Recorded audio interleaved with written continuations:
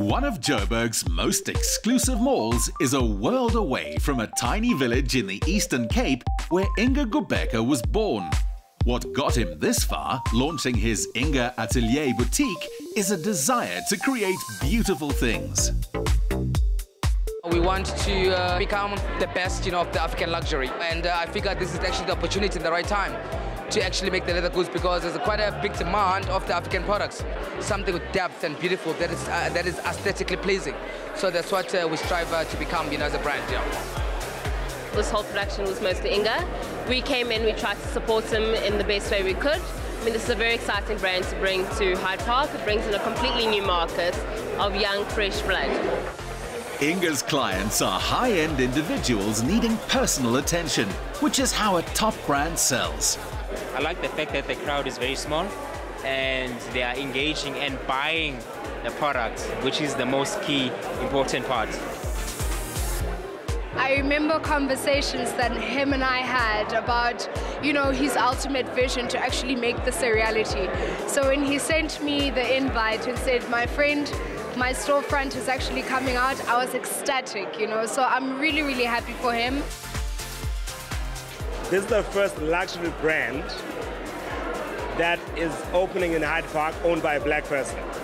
The other thing is that they source their leather from the same people that Chanel sources their leather from in Ethiopia. Just saying. The man behind the brand insists he's not the kind to sit in meetings all day. He calls himself a maker who needs stimulation around him to create. Congratulations on the opening of your store. I heard it was a great success. And I believe this is where it all happens. This is where it's all made. I mean, I love this. I love Joburg, actually. The architecture is beautiful, and this is where all the magic actually happens, and I get inspired by being here. The minute I walk out, I see all these beautiful structures around the city, basically. So it's really beautiful. Let me show you inside. Inga has been exposed to a range of design. From Durban, where he was raised, to Cape Town, where he studied and established his first business. The word atelier is taken from the French word for a workshop or studio and reflects his enjoyment of the hands-on process of making luxury items. So this is basically where the production takes place, And how's it, guys? Hi, how are you? Did you always know that you wanted to be in the design industry? Yes, certainly. I've always known from a very young age. I would say when I was in high school. It's just that I didn't know what type of design I wanted to do, But in my case, I've always wanted to produce very high-end, luxury leather goods, to come out of Africa. Inga Atelier brings such a sophistication to the industry. How would you describe your style? My style is very simple. It's very sophisticated, because I'm one of those people who believe simplicity defines elegance. That's basically our design ethos and style. Just simplicity and minimalist, like to the core. So that's what we try and be, as the brand. I think what sets Inga Atelier apart from the rest is the fact that you can identify an Inga Atelier product, without even seeing the branding on it, And not to mention the fact that we actually personalize stuff, we make it personal to you. We can put your name on it, or we can even, if you want it with brown leather straps and all that kind of stuff, we can actually make a bespoke item, that you require. Well, now that you have mentioned it, I think we're going to have to customize myself a special something. I think you should. Well, let's stick to just my first name, because you never know. My last name might change one day. Absolutely. Let's go for it, Let's check it out. When Forbes magazine picked this dynamo as one of Africa's most promising young entrepreneurs, it was for his insights into the business of design. Like knowing that customers want things personalized and offering this at no extra charge. There you are. We've got our jade now. There it is. So that's the name that we have, jade. Oh, this is so beautiful. I feel so fancy. Wonderful. I'm so excited about this. Thank you. Awesome. It is so beautiful, and it's my first personalized leather bag. Thank you. I'm glad you like it. Inga found success with a brand of backpacks, clocks and lamps, but walked away from it over differences on which direction the business should take. He had to start again. Through the tough times, having a good support structure is so important. Who has always been by your side?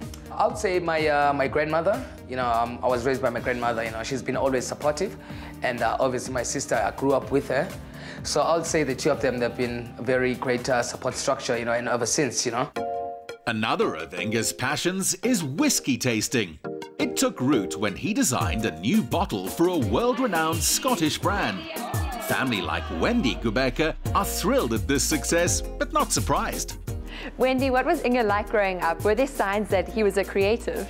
I think his grandmother and me, we always knew that he was going to go places, especially when he came to stay with me and my dad when he was around 13. He always did creating things with papers, playing around with papers, creating things that we saw as useless, but now we can see the end result. It was always his passion to create creative art. Well, ladies and gentlemen, they have such a large collection of whiskey, so I think we better get started. Let's do it. Valentine Maseko knows his field. So what's on the menu for us today? What we have today is 3 single malt whiskies from the Speyside region of Scotland. Now, Speyside is known for making the light, softer, fruity whiskies. I've got a 12-year-old, a 15-year-old, and an 18-year-old.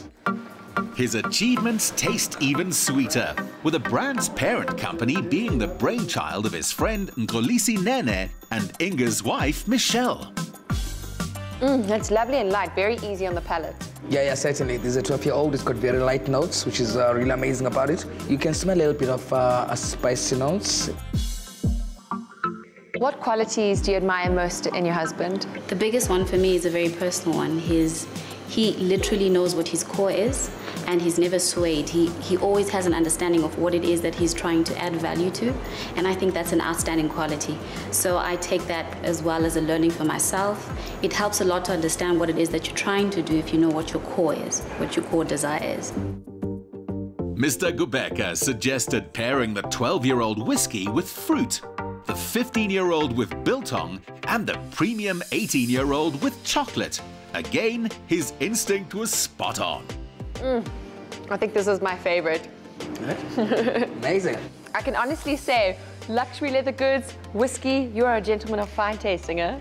Thank you. I really appreciate that. What is next for you? Well, what's next for me is just expansion, you know, and doing like a collaboration with different luxury brands as Inga Atelier, and also just expanding our retail operations, you know, like across different malls in the country. So that's what's next for us. Well, cheers to success. Cheers. Cheers.